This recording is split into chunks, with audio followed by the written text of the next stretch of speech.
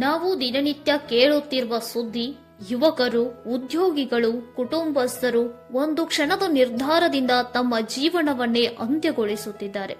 ಪುಸ್ತಕದ ಒಂದು ಪುಟ ಹಾಳಾಗಿದೆ ಅಂತ ಇಡೀ ಪುಸ್ತಕವನ್ನೇ ಸುಟ್ಟು ಹಾಕುವುದು ಎಷ್ಟು ಸರಿ?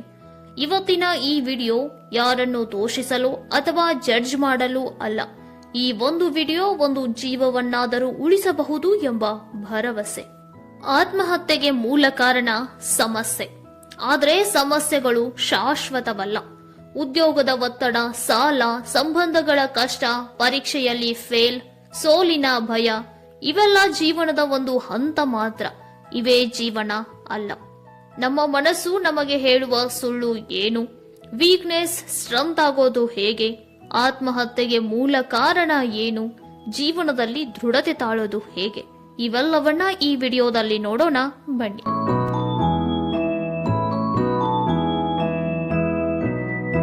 ಕೆಲವೊಮ್ಮೆ ಜೀವನ ತುಂಬಾ ಭಾರವಾಗಿ ಕಾಣಿಸುತ್ತದೆ. ನನಗೆ ಇನ್ನು ಆಗಲ್ಲ, ಎಲ್ಲರೂ ನನ್ನನ್ನೇ ತಪ್ಪು ಅಂತ ಹೇಳ್ತಾ ಇದ್ದಾರೆ, ನಾನು ಜೀವನದಲ್ಲಿ ಫೇಲ್ ಆಗಿದ್ದೀನಿ. ಈ ಮಾತು ನಿಮ್ಮನ್ನ ಪ್ರತಿದಿನ ಕುಗ್ಗಿಸಬಹುದು. ಆದರೆ ಈ ಮಾತು ನಿಜವಲ್ಲ. ನೋವಿನ ಸಮಯದಲ್ಲಿ ನಿಮ್ಮ ಮನಸ್ಸು ನಿಮಗೆ ಹೇಳುವ ಸುಳ್ಳುಗಳು. ಮನಸ್ಸಿನ ಜೊತೆಗೆ ಹೋಗ್ಬೇಡಿ, ಬುದ್ಧಿ ಮಾತು ಕೇಳಿ ಅಂತ ನಮ್ಮ ಹಿರಿಯರು ನಮಗೆ ಹೇಳ್ತಾನೇ ಇರ್ತಾರೆ. ಇಂದು ನಿಮ್ಮ ಸ್ಟ್ರೆಂತ್ ಏನು, ವೀಕ್ನೆಸ್ ಏನು ಅಂತ ಕೇಳಿದ್ರೆ ಬಹಳ ಜನ ಹೇಳೋದು ನನ್ನ ಸ್ಟ್ರೆಂತ್ ಅಂಡ್ ವೀಕ್ನೆಸ್ ಎರಡೂ ಒಂದೇ ಎಂದು.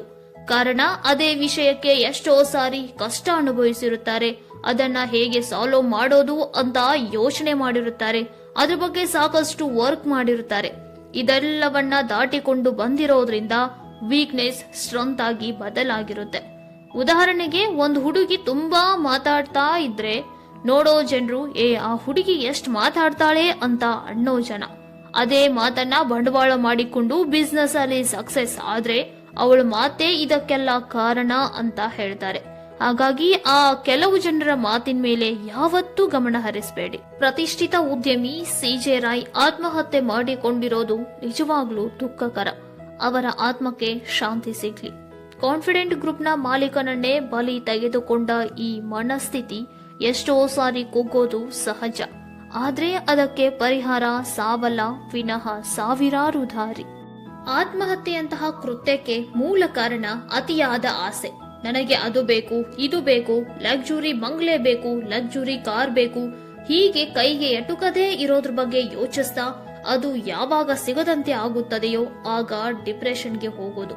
ಮನಸ್ಸನ್ನ ಡಿಪ್ರೆಷನ್ ಅನ್ನೋದು ಎಷ್ಟು ಹಾಳು ಮಾಡುತ್ತದೆ ಅಂದ್ರೆ ನನಗೆ ಇನ್ನು ಜೀವನವೇ ಸಾಕು ಅನ್ನೋ ಹಾಗೆ. ಹಾಗಾಗಿ ಆಸೆ ಪಡಿ, ಅತಿ ಆಸೆ ಬೇಡ. ಸೂಸೈಡ್ ಮಾಡ್ಕೊಂಡ್ರೆ ಅದು ನಿಮಗೆ ನೀವು ಮಾಡಿಕೊಳ್ಳುವ ದ್ರೋಹ ಅಲ್ಲ, ಮನುಕುಲಕ್ಕೆ ಮಾಡುವ ದ್ರೋಹ.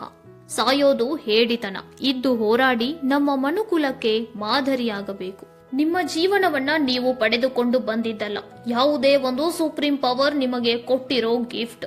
ಅದು ಒಂದು ವರದಾನ. ಅದನ್ನು ಅರ್ಧದಲ್ಲೇ ಸಾಯಿಸುವ ಅಥವಾ ಕಟ್ ಮಾಡುವಂತಹ ಯಾವುದೇ ಅಧಿಕಾರ ನಿಮಗೆ ಇಲ್ಲ. ಆತ್ಮಹತ್ಯೆ ನೋವುಗಳಿಗೆ ಅಂತ್ಯ ಎಂದು ಒಂದು ಕ್ಷಣಕ್ಕೆ ಅನಿಸಬಹುದು. ಆದರೆ ಅದು ಬದುಕಿನ ಕೊನೆಯ ನಿಲ್ದಾಣವಲ್ಲ. ನೋವು ಜೋರಾಗಿರುವಾಗ ಭರವಸೆ ಮೌನವಾಗುತ್ತದೆ. ಆ ಮೌನವೇ ನಮಗೆ ಎಲ್ಲವೂ ಮುಗಿದಿದೆ ಎಂಬ ಭ್ರಮೆ ಕೊಡುತ್ತದೆ. ಜೀವನ ಒಂದು ದೀರ್ಘ ಪ್ರಯಾಣ. ಕೆಲವು ದಾರಿಗಳು ಕತ್ತಲೆಯ ಸುರಂಗಗಳಂತಿರುತ್ತವೆ. ಆ ಸುರಂಗದಲ್ಲಿ ನಿಂತಾಗ ಬೆಳಕು ಕಾಣಿಸದಿರಬಹುದು. ಆದರೆ ನೆನಪಿಟ್ಟುಕೊಳ್ಳಿ, ಸುರಂಗ ಎಂದಿಗೂ ಅಂತಿಮ ತಾಣವಲ್ಲ. ಅದು ಕೇವಲ ದಾರಿಯ ಮಧ್ಯೆ ಅಷ್ಟೇ. ಆತ್ಮಹತ್ಯೆ ನೋವುಗಳನ್ನ ಕೊನೆಗಾಣಿಸುವುದಿಲ್ಲ. ಅದು ನೋವನ್ನ ತಂದೆ, ತಾಯಿ, ಸ್ನೇಹಿತರಿಗೆ, ಕುಟುಂಬಸ್ಥರಿಗೆ ವರ್ಗಾಯಿಸುತ್ತದೆ. ನೀವು ಹೋದ ಮೇಲೆ ಅವರು ಪಡಬಹುದಾದ ಯಾತನೆಯನ್ನೊಮ್ಮೆ ಯೋಚಿಸಿ ನೋಡಿ. ಅದು ಹೃದಯ ವಿದ್ರಾವಕವಾಗುತ್ತದೆ. ನೀವು ನೋವಿನಿಂದ ದಣಿದಿದ್ದಕ್ಕೆ ನೀವು ದುರ್ಬಲರಲ್ಲ. ನೋವು ನಿಲ್ಲು ಎಂದು ಹೇಳುತ್ತದೆ. ಸ್ವಲ್ಪ ವಿರಾಮ ತೆಗೆದುಕೋ ಎಂದು ವಿನಂತಿಸುತ್ತದೆ.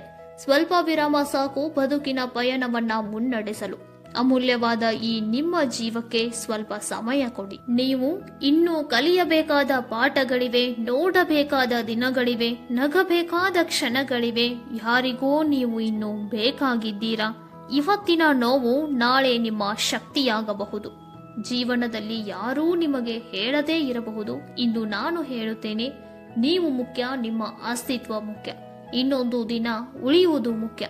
ದಯವಿಟ್ಟು ಕಾಲವನ್ನ ಆಯ್ಕೆ ಮಾಡಿ, ಇನ್ನೊಂದು ಉಸಿರನ್ನ ಆಯ್ಕೆ ಮಾಡಿ, ಜೀವನವನ್ನ ಆಯ್ಕೆ ಮಾಡಿ. ನಿಮಗಾಗಿ, ನಿಮ್ಮನ್ನ ಪ್ರೀತಿಸುವವರಿಗಾಗಿ. ಸುಖ ಬಂದಾಗ ಹಿಗ್ಗದೆ, ದುಃಖ ಬಂದಾಗ ಕುಗ್ಗದೆ, ಎರಡನ್ನೂ ಸಮಾನವಾಗಿ ಸ್ವೀಕರಿಸಿ ಬದುಕು ಭರವಸೆಯಾಗುತ್ತದೆ. ಮುಂದೆ ಬರುವ ವಿಡಿಯೋದಲ್ಲಿ ಬ್ಯೂಟಿ ಆಫ್ ಲೈಫ್ ಬಗ್ಗೆ ತಿಳಿಸುತ್ತೇನೆ. ಈಗಲೇ ನಿಮ್ಮ ಜೀವನದ ಒಂದು ಸಿಹಿ ನೆನಪನ್ನ ಕಮೆಂಟ್ ಬಾಕ್ಸ್ ನಲ್ಲಿ ತಿಳಿಸಿ. ವಿಡಿಯೋ ಲೈಕ್ ಆಗಿದ್ರೆ ಪ್ಲೀಸ್ ಲೈಕ್ ಮಾಡಿ. ಮತ್ತೆ ಸಿಗೋಣ ನೆಕ್ಸ್ಟ್ ವಿಡಿಯೋದಲ್ಲಿ. Stay shine. ನಮಸ್ತೆ.